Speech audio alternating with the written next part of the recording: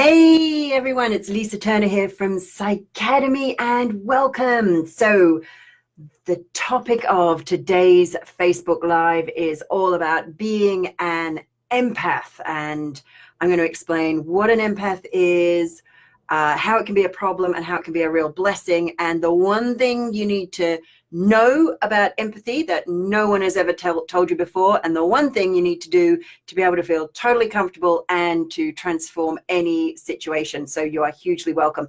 If you are here watching this, I see somebody here. Hello, don't know who you are. Post a little hello. If you like what I'm sharing, then click the lovey button. And if you really love it, then click the sharey button so that more people know about this. So, hey, Jody, good to see you. Jody, gorgeous one. Okay, so being an empath.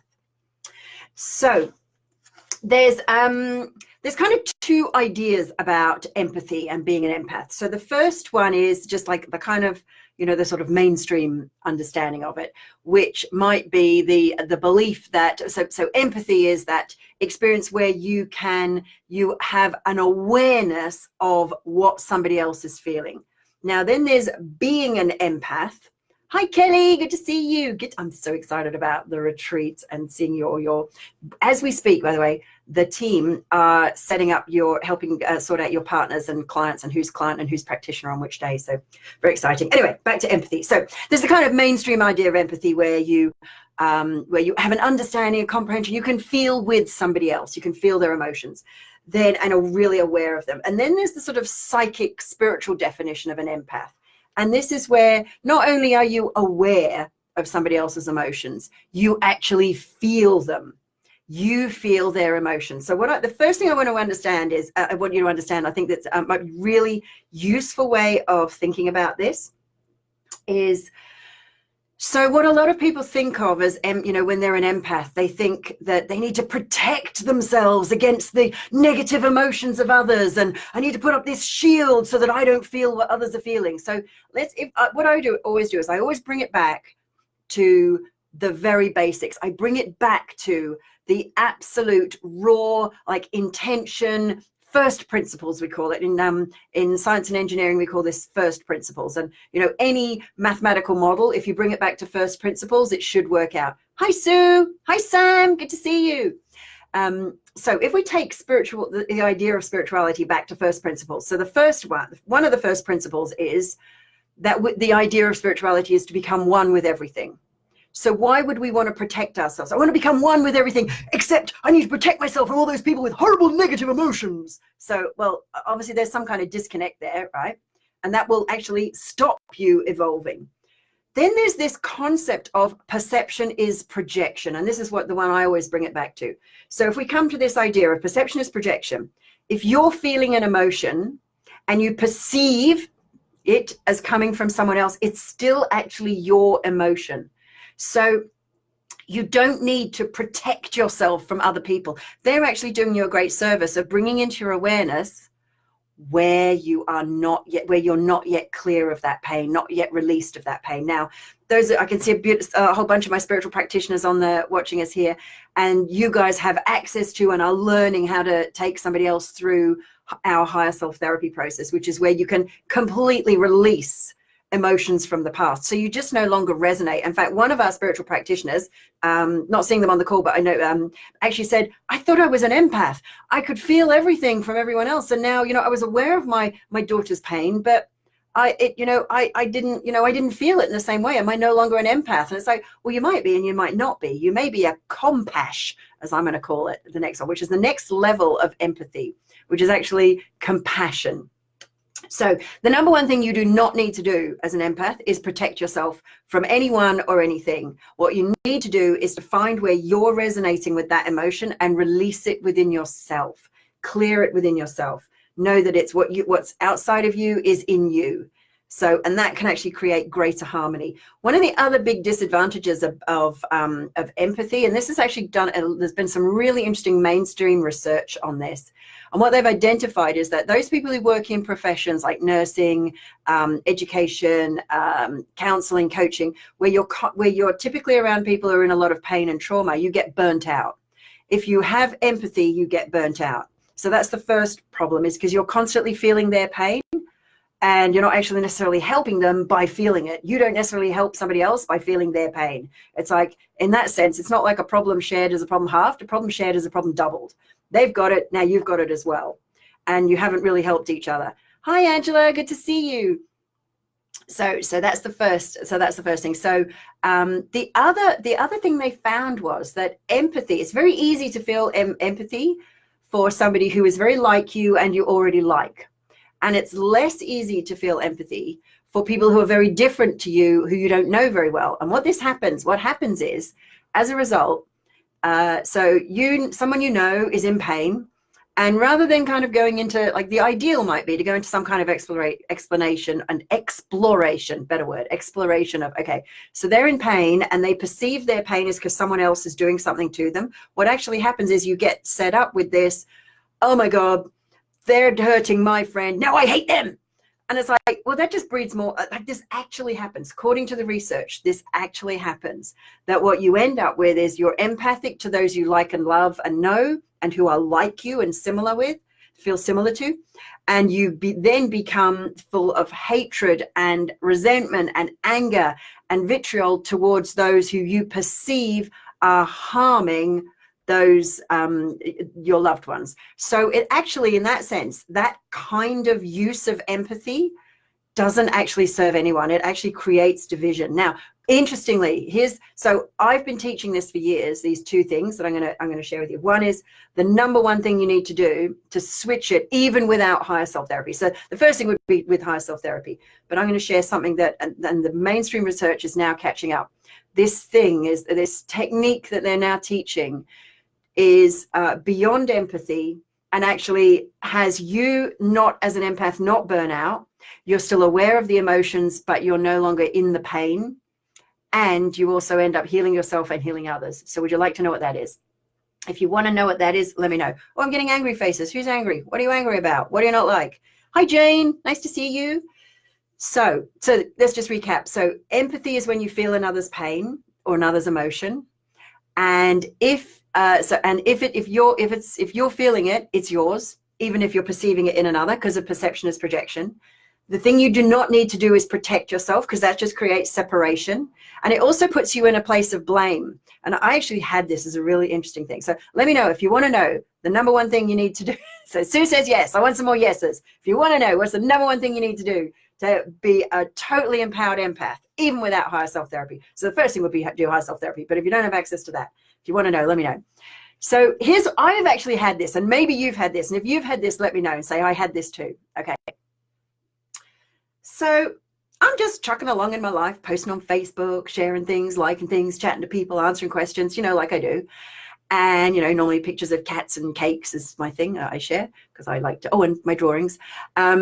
And this woman started to ask me questions, and I was just answering them. And then she started to get a little bit angry because she didn't like some of the answers. And I was just trying to, explain and clarify and that kind of thing. And that was, happening. And then suddenly she says, look, I'm an empath and you're sending me all this negative emotion, and you need to stop that because you're making me feel bad. And I'm like, I sounded like, that guy in Star Wars.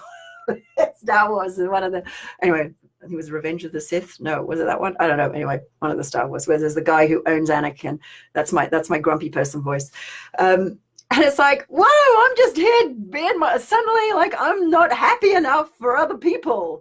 And it wasn't even that I wasn't happy, but she had then told me off for making her feel bad on Facebook. I haven't even met her. I'm not even in her realm. So has this ever happened to you, where an empath has come up to you and say, hey, you need to be happy around me, because if you're not happy, then you're making me sad. So be happy. No, not happy enough. Be happier. It's like, what the bloody hell is that? Like, how does that work? Right? I don't know about you, but like, I don't need that crap. So if there's an empath in your life doing that to you, they are not what we call at cause. So someone's putting a grumpy face. I hope you're grumpy because you're grumpy with me and not at me. But if you are, that's your problem. So the thing about empathy is, and being an empath is, like, you still have to own it.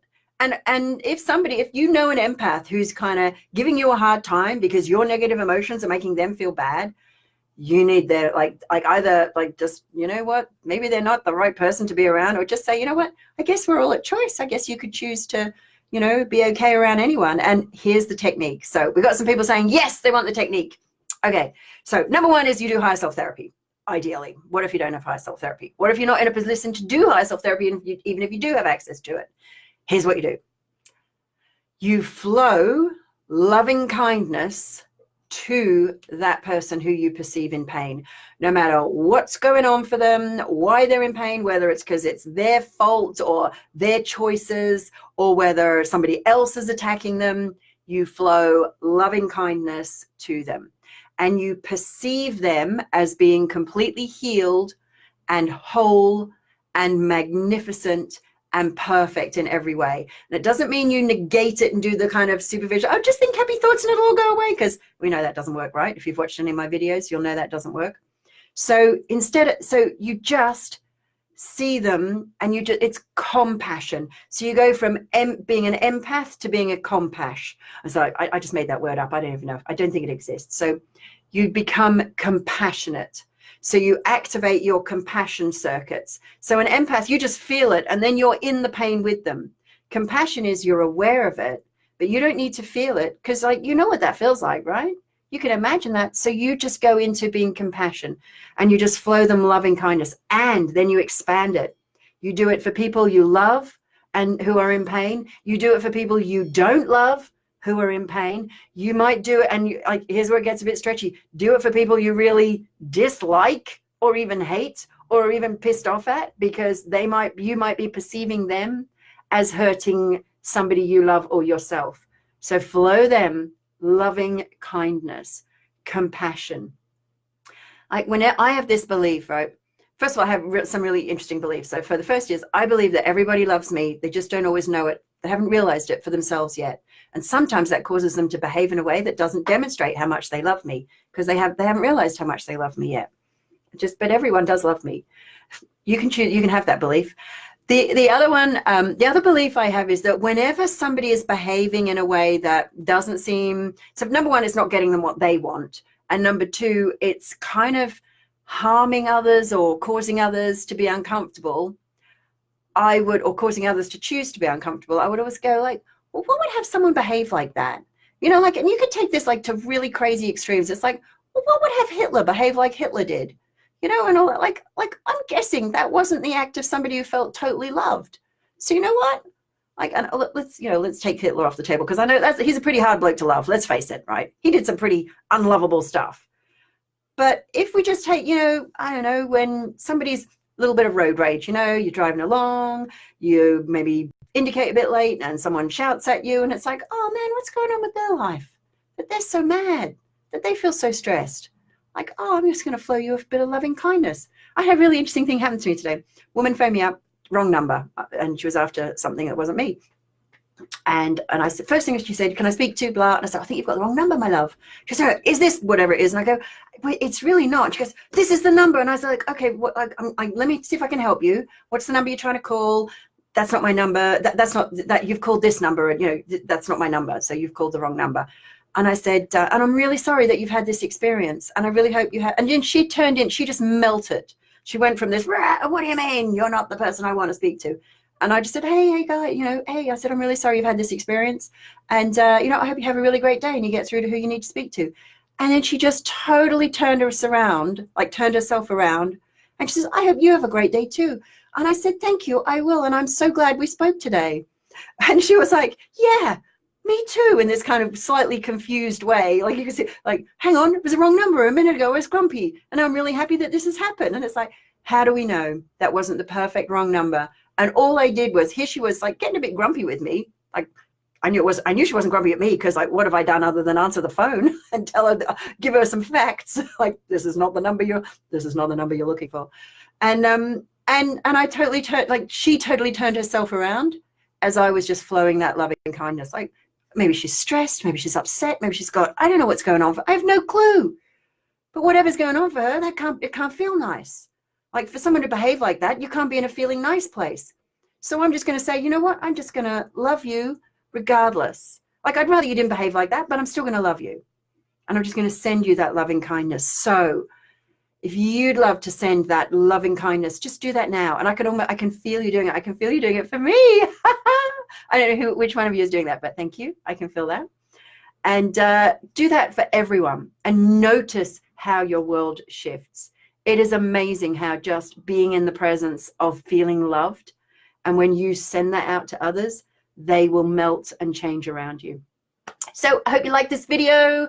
I've been in Facebook jail for a while. I'm not quite sure what I did to upset Facebook so much, but I'm now allowed to do videos. Woo! So I hope you like this Facebook Live. If you did, click the lovey button.